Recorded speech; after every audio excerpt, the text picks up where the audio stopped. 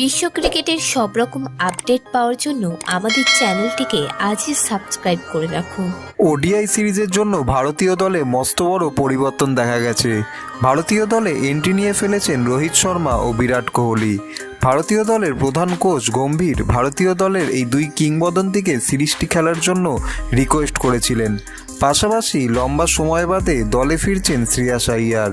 Wicket keeping গ্লাভসে এবার দেখা যাবে ভারতীয় দলে দুই অভিজ্ঞ প্লেয়ারদের। প্রায় 2 বছর বাদে দলে এন্ট্রি নিয়ে ফেলেন ঋষভ পান্ত ও KL রাহুল। সমস্ত ক্রিকেট ফ্যানদের আশা ভারত এই সিরিজ 3-0 তো জিতবেও। তার সাথে সাথে দলে রয়েছেন রিয়ান পরাগ ও হর্ষিত রানা। শুধু তাই নয়, রোহিত ও কোহলি দলে ফিরলেও জাদেজাকে দলে না রাখার সিদ্ধান্ত নিয়েছিল নির্বাচকরা। তার বদলে দলে এসে গেছেন অক্ষর পটেল ও ওয়াশিংটন সুন্দর।